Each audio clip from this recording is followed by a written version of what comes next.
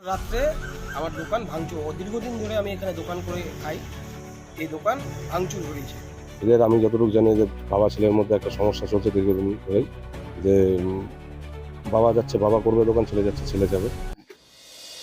রায়গঞ্জ ব্লকের কমলাবাড়ি অঞ্চলের উদয়পুর এলাকায় এক দোকানঘর ভাঙচুরের ঘটনাকে কেন্দ্র করে ব্যাপক চাঞ্চল্য ছড়ায়। স্থানীয় সূত্রে জানা গিয়েছে আক্রান্ত দোকানটি বিজেপি কর্মী রাজেশ সরকারের।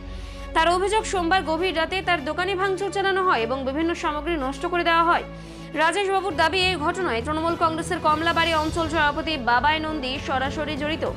তার কথায়, আমি দীর্ঘদিন ধরে বিজেপির সঙ্গে যুক্ত, রাজনৈতিক কারণে আমাকে টার্গেট করে হামলা চালানো হয়েছে। তিনি আরও জানান, দোকানের শাটার ভেঙে ভেতরে ঢুকে সামগ্রী তছনছ করে দেয় দুষ্কৃতীরা।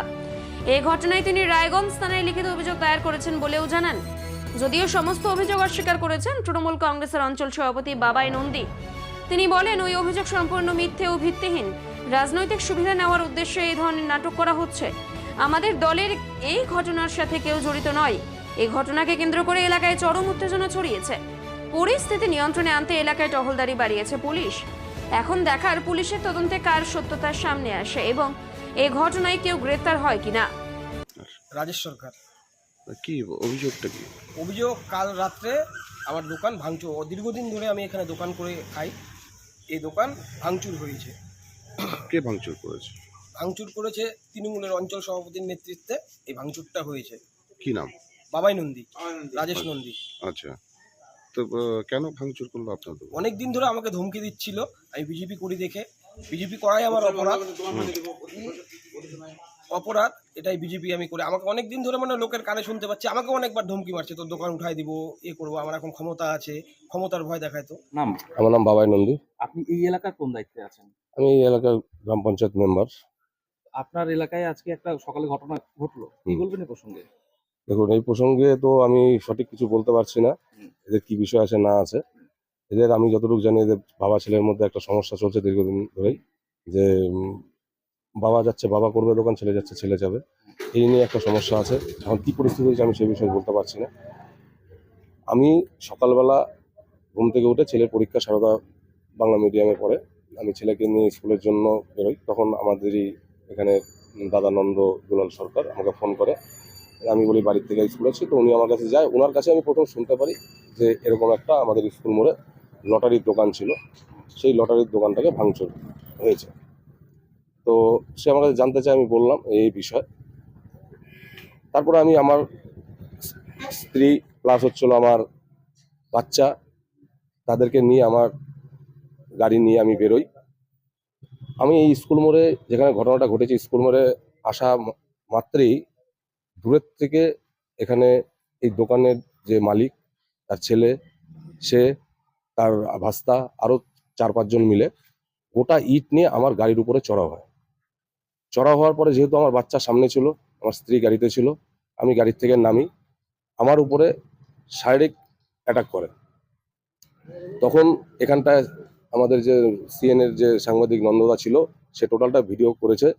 এমনকি আমাকে ওখানে জানে মারার হুমকি দেয় যে আমি নাকি ভাঙিয়েছি।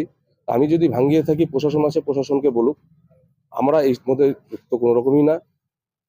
তখন আমাকে ওইখানে দাঁড়িয়ে ইট দিয়ে অ্যাটাক করার সময় তখন আমাকে বলে, ওপেন, সব পাবলিক দাঁড়িয়েছিল, যে আমাকে গুলি করবে, গুলি করে মারে দেবে।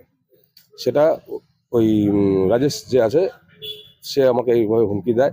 তখন আমি ওখান থেকে নিজে আমার ছেলেকে নিয়ে আমি আমার স্কুলে যাই, আমি প্রশাসনকে জানাই।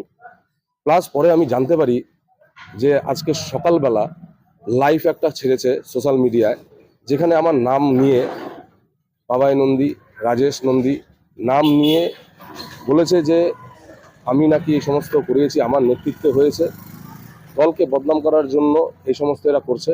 ও আজকে বিজেপি করে, সেখানেও লাইভেও বলেছে যে আমি এখান থেকে আমার ছেলেকে নিয়ে স্কুলে যাব, যখন আমাকে রড দিয়ে মারবে, গুলি করবে। ওর সোশ্যাল মিডিয়া এটা কিন্তু ভাইরাল করেছে।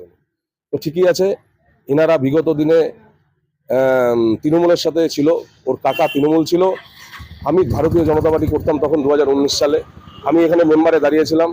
আমার বাড়িতে এই ছেলেই বোম মারছে, ফায়ার করছে, ভাঙচুর করছে।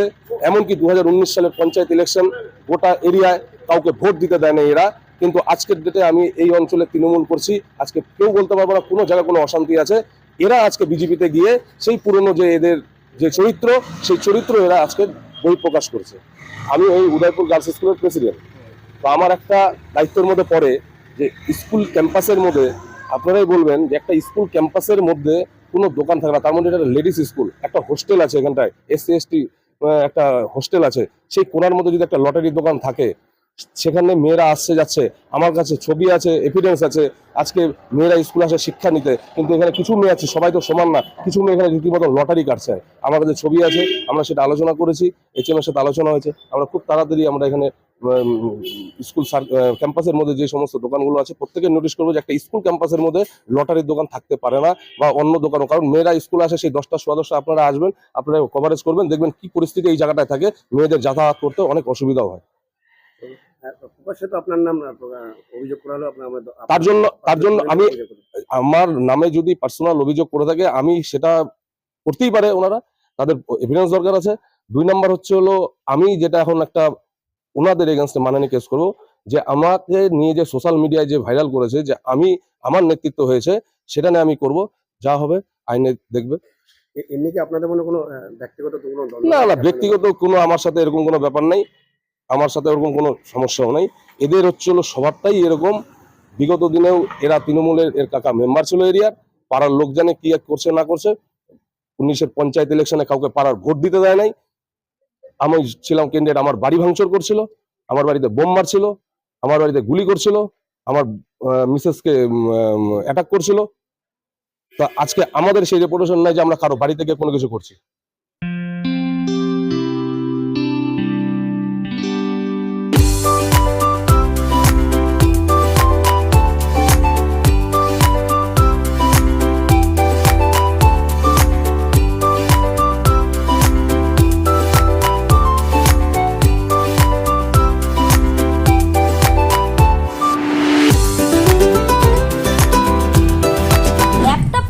ছাত্রছাত্রীরা পেয়ে যেতে পারেন 1 কোটি টাকা পর্যন্ত স্কলারশিপ, 2 লক্ষ থেকে স্কলারশিপে টাকা পাওয়ার সুযোগ। এটা ছাড়াও 25টি গাড়ি জেতার সুযোগ রয়েছে, আছে 48টি মোটর বাইক জেতার সুযোগও। এছাড়াও থাকছে 450টি ইলেকট্রনিক প্রোডাক্ট, যেমন TV, fridge, washing machine, laptop, micro oven, mobile phone সহ অসংখ্য উপহার জেতার সুযোগ। এখানে মাত্র 21,000 টাকা থেকে শুরু করে বিভিন্ন দামের ল্যাপটপ পাওয়া যাচ্ছে।